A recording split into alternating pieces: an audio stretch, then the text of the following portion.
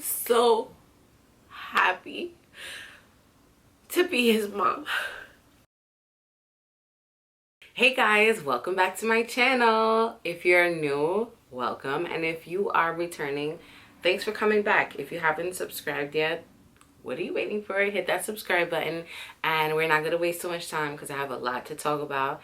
As you can see from the title of the video, we're going to be talking about my labor and delivery story.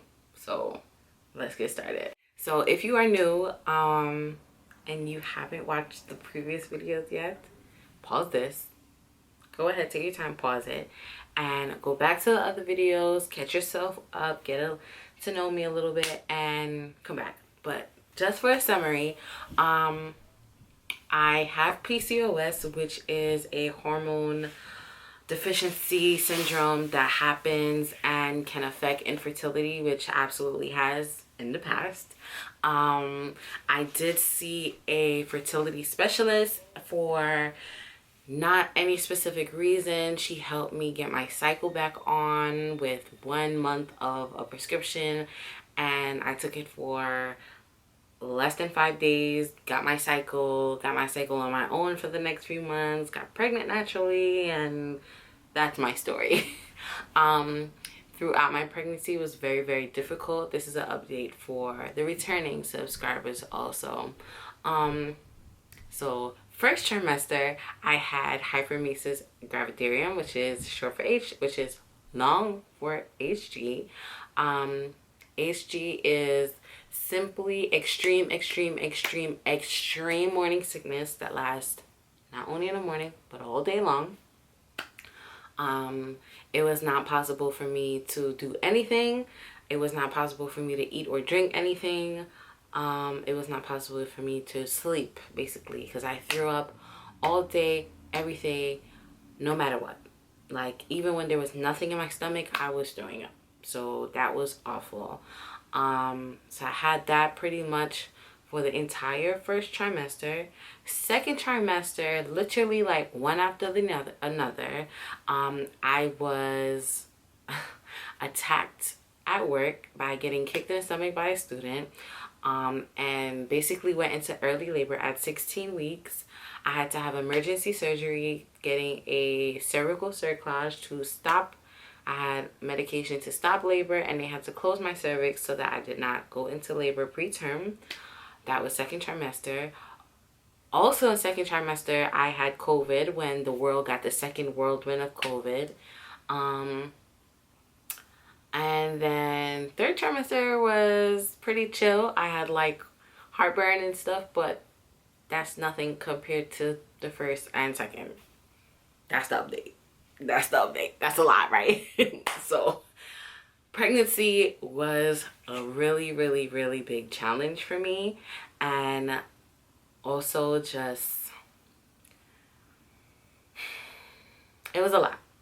A lot happened. A lot is still happening even after baby is here with my job, and that whole, attack situation still going on. And I'll do a whole separate video about that because your girl is ready to quit at this point. I am ready to just be a stay-at-home mom and ready to I have no problem going to work. I have a problem where I feel like I'm going to work and I'm not being respected as a human being. Forget as an employee, but as a human being. But again, that will be a whole separate video because I need time to spill it out.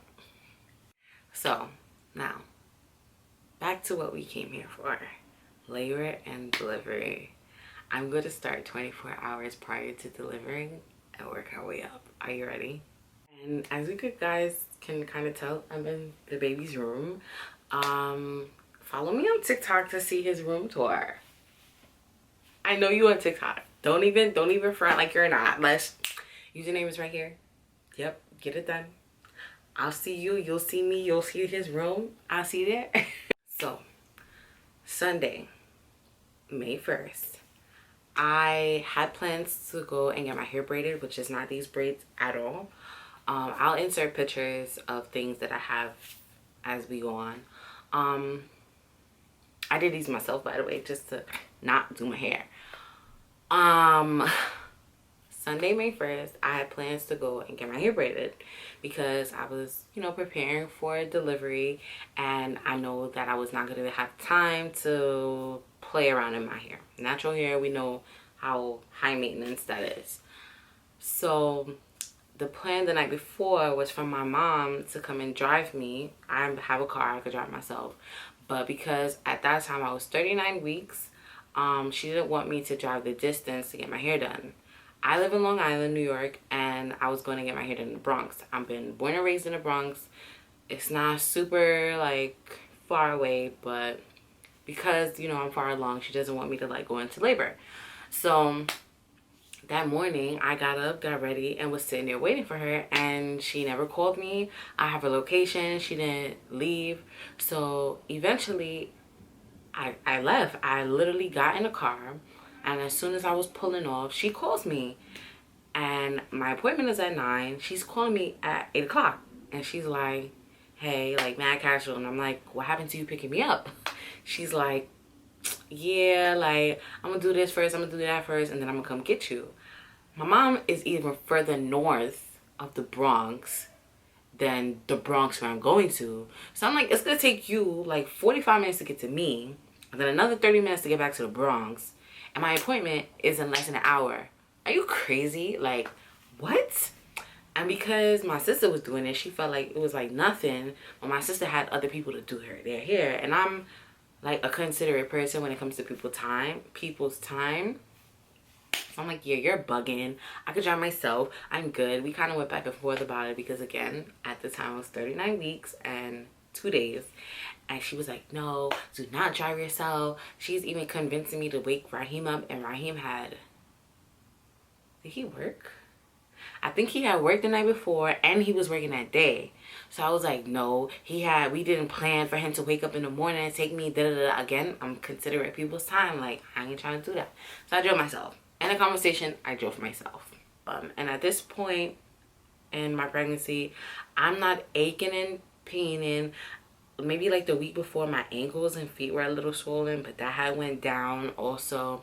But I'm not in pain. I'm not like super miserable.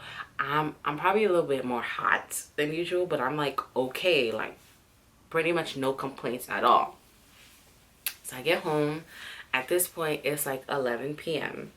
And so I went the whole day. Got home at 11 p.m. and I like take all the stuff out the car. So my mom had gave me food to take home. I picked up food for him to take home, and just like little stuff for the baby because she's been like washing his clothes and buying more clothes and just little things that I was chugging along. They weren't like too much. So I come inside. And, like I said, Raheem had worked that day. So he took a shower, I took a shower, and we decided we were going to eat dinner and watch a movie and chill for the night like we usually would, regular night. So at that point, it's like, 12:30, we're finally settling down. We're like, going over our day and just chilling. So we're sitting there, we decided a movie, we're watching the movie, and I decided that I wanted to start pumping and collecting some colostrum because, again, this is my first child. I never experienced breast milk, or I wasn't like leaking, nothing was happening. So I wanted to make sure that when the time does come that my supply was there and ready for him. So I think this was the second time that I was collecting with the breast pump that I got, and maybe 10 minutes into the session I felt a contraction, and this is the first time that I've ever felt it. I feel like the whole pregnancy I didn't have like Braxton Hicks contractions. I feel like they were more like, oh, I had a cramp or something, but nothing that I can tell. Like, my doctors asked me the last few appointments, oh, do you feel any contractions? And I was like, I don't think so. She's like, you're gonna know. Like, that's not something you have to think about. And I was like, okay. So I felt the first contraction, and it kind of was just like a, ooh, what was that? And jokingly, Raheem is like, oh, not tonight. Like, let's not do this tonight. I am so tired. And I'm like, I'm tired too. We both been out all day. Me earlier than you. And I don't want to sit in the hospital right now. Like, absolutely not. So, I kind of like bear the first one. A second one comes, and then a third one comes. So I'm like, okay. So I stopped pumping. And I'm like, okay. But they were not regular. But it still was like, okay, this has never happened consistently back to back before. So I decided to take, I have an app on my phone, which is the Glow app, which I did to track my periods at first. Then I used it to track my pregnancy. And now it's totally different for, you know, baby stage. At the time for pregnancy, it had a feature where I can time my contractions to confirm if I should go to the hospital or not. So I decided to start timing it, and it was still not consistent. It was like 19 minutes, 11 minutes, 17 minutes, back and forth, like long and short and long and short. So I was like, yeah, this is not it. Like, my body's probably just, you know, starting to prepare finally, because my due date was May 6th on Friday. And I'm like, yeah, I don't think so. And again, you know, you're reading things and watching videos. Usually first time moms deliver after due date, not before. So I'm like, this kid is not coming tonight. Whatever.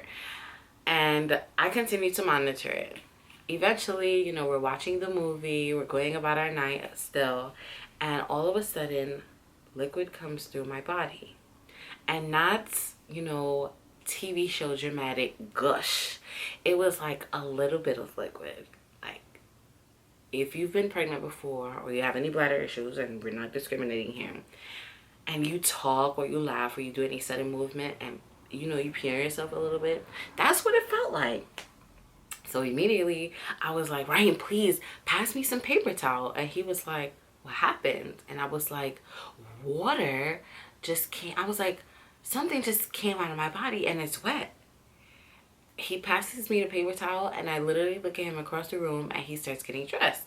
And I was like, where are you going? And he was like, we're going to the hospital. That's it. It's time. And I was like, what are you talking about? So I'm like, you're clearly delusional. Like, what are you saying?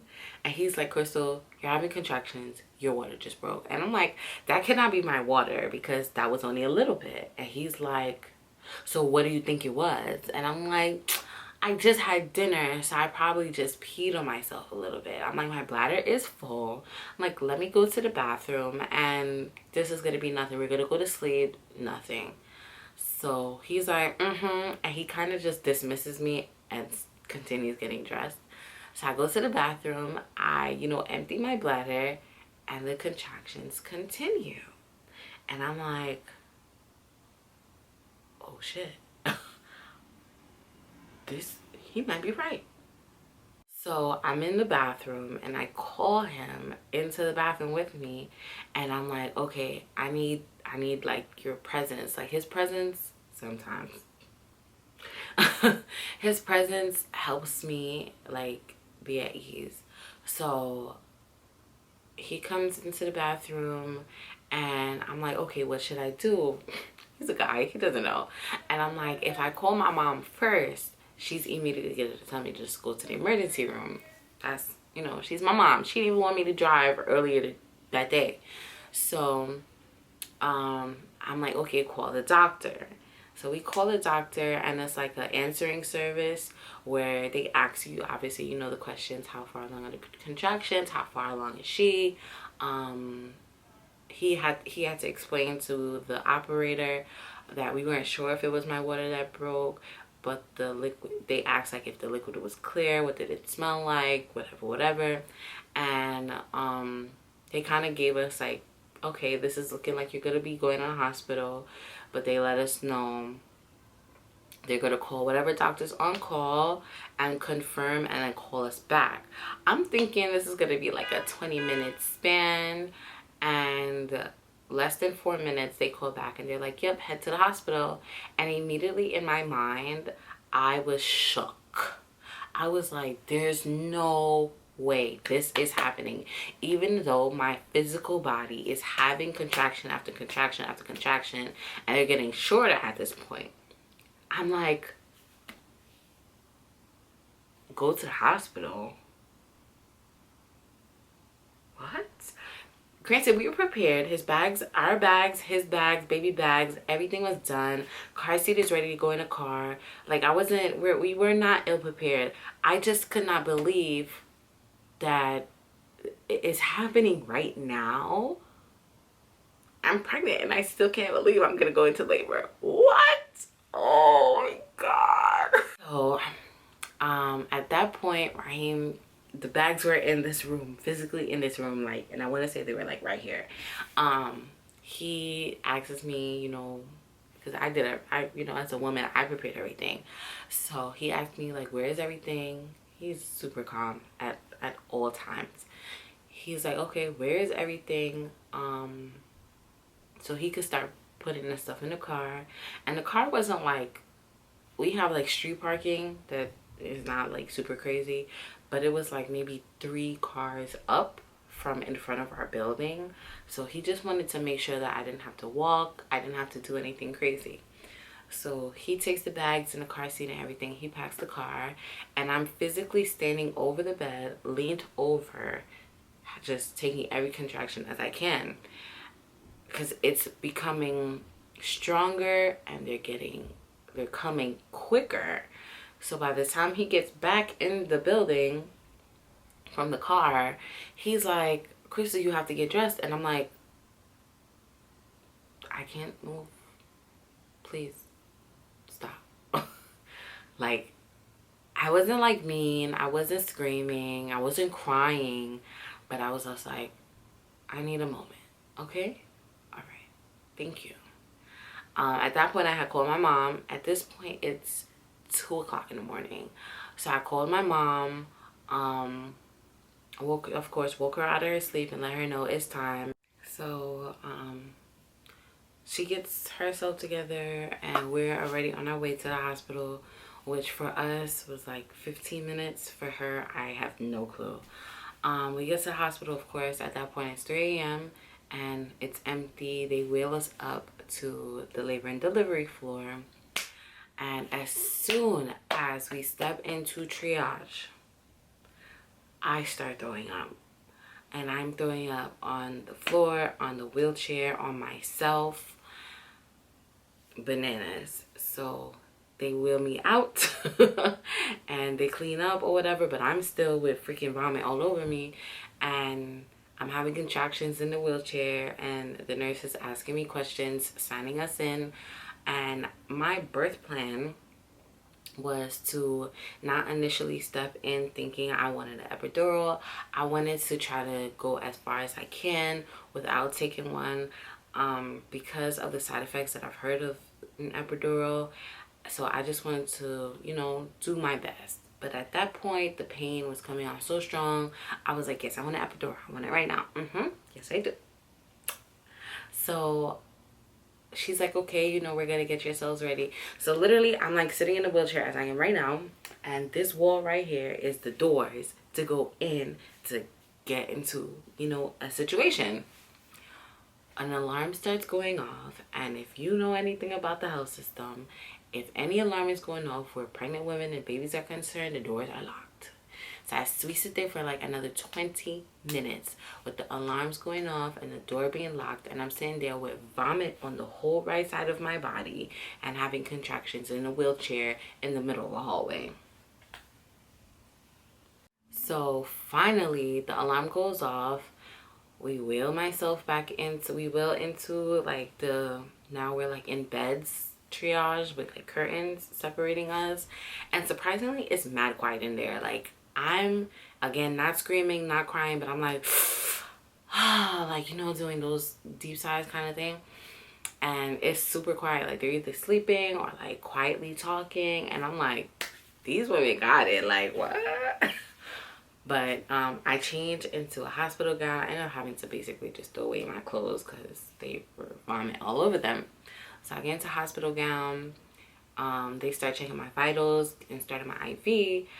And my blood pressure is through the roof, like the highest I've ever heard in life. So they give me the sad news, like, we cannot give you an epidural yet because your blood pressure needs to go down. And I'm like, oh my god, I have to deal with this pain? Like, just what? And I'm like trying to calm down. But again, I'm in labor. I'm in active labor. So they start with the bands on my belly to monitor baby's heart rate and to monitor my contractions. So they're like, yep, you're in active labor. Your contractions, I don't remember how often she said they would come in. She's like, yep, you're in active labor. She's like, but I cannot give you an epidural yet because your blood pressure is way too high. So they start me on some kind of medication through the IV to try to lower my blood pressure. Nope. My blood pressure was like, yeah, no sis, try again. They administered it to me at least 3 times and it did not budge. Not at all. If anything, it got higher.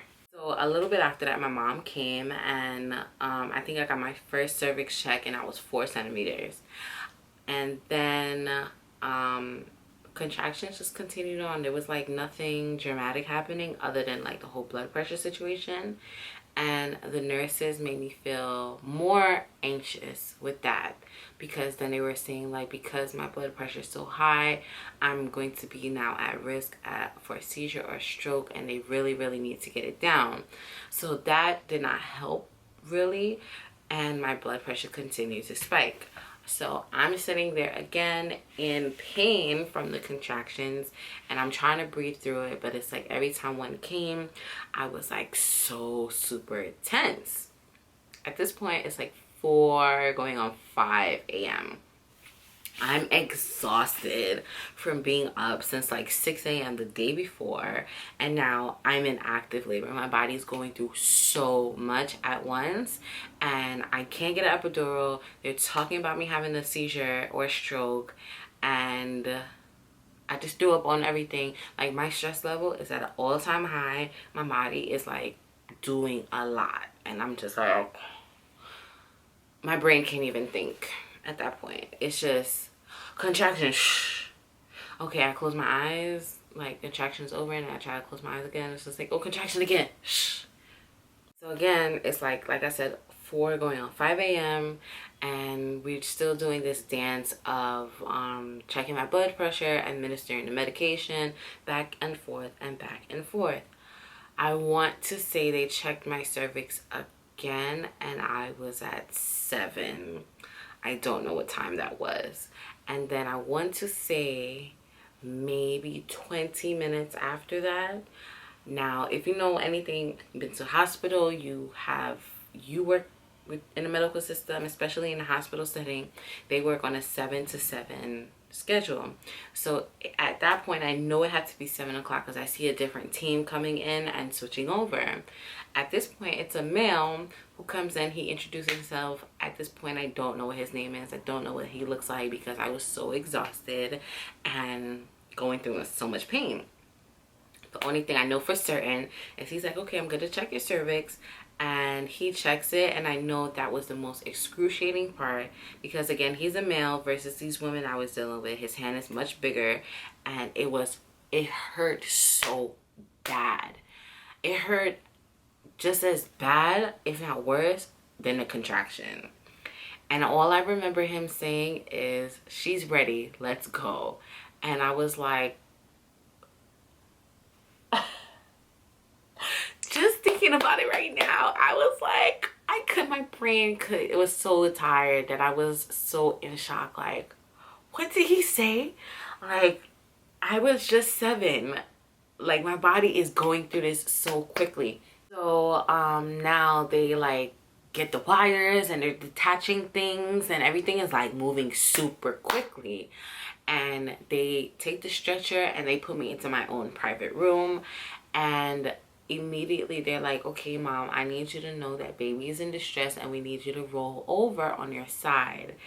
And immediately, like, those words are like heartbreaking to hear because, again, I had such a difficult pregnancy. especially with the whole like attack situation. And I'm having such, I won't say it was a difficult labor, but I'm in such pain. I'm so tired. And I'm like, and they're talking about my blood pressure. They're talking about seizure. They're talking about stroke.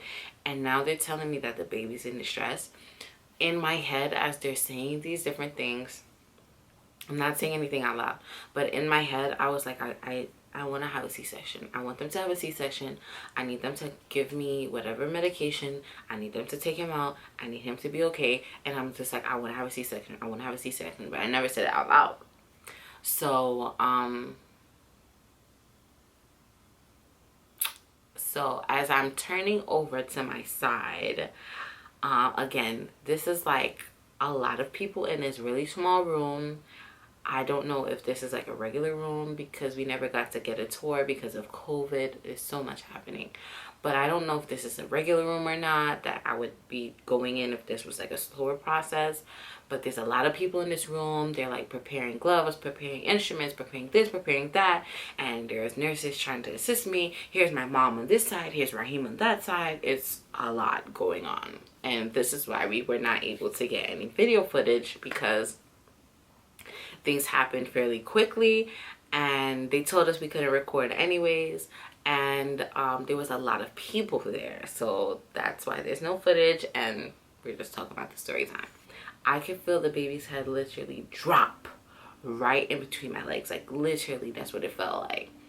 And they start to turn me, or they're helping me turn over, and I'm like, no, I could feel his head, stop moving me. And they're like, she can feel the head, she can feel the head. And all of a sudden, there's another big shift in the room. So, like, there's nurses running out. They're like, call the doctor in. And people are running in, and people are running out, and people are running in, and people are running out. And it's, like, such fast-paced movement. And they're like, okay, Mom, you're going to put your legs up. You're going to hold your legs. And, again, I'm so incredibly tired. At this point, it's after 7 a.m., I've been up since 6 a.m. the day before. I've been in active labor since 1 something in the morning. I'm so incredibly tired with no epidural. And threw up all of my food. So I have no source of energy. So they're like, okay, Mom, you know, hold up your legs. And I'm like, okay, all right. Like, I'm so tired. And there's voices just bouncing around all over the room, and they're like, okay, you know, the next contraction, I need you to push. Girl, I pushed that baby out in 2 pushes. Yes, I did. Yes, I did. I had an unmedicated labor.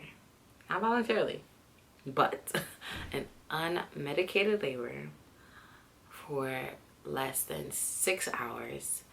And I pushed him out in 2 pushes. He was delivered at 7:20 a.m. on May 2nd. Yes, he was. Yes, he was.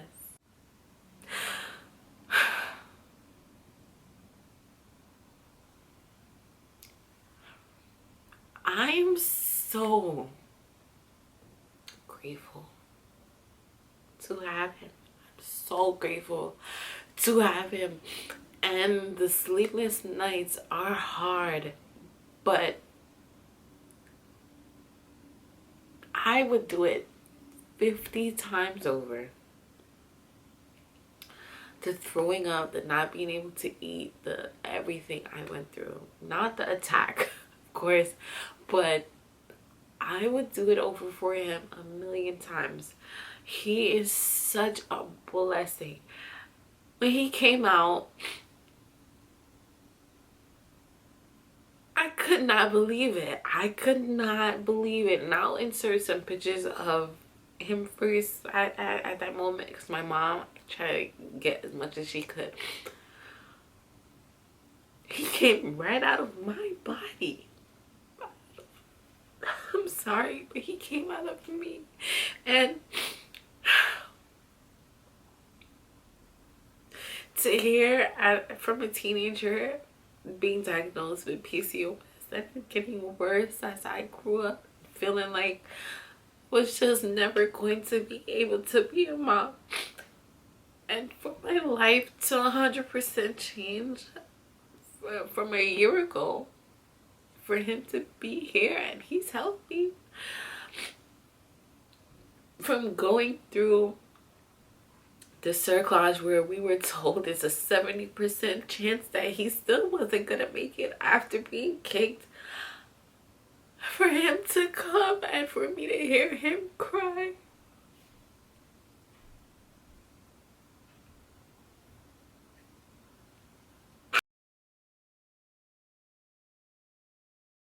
Thank you so much for staying here during this story time. And if you cried with me, you know, let me know in the comments below. But thank you so much for watching. Again, if you have not subscribed, please remember to do so. Give this video a thumbs up. And I'll see you in the next one as we continue this journey with baby boy. Thanks for watching. Love you. Bye.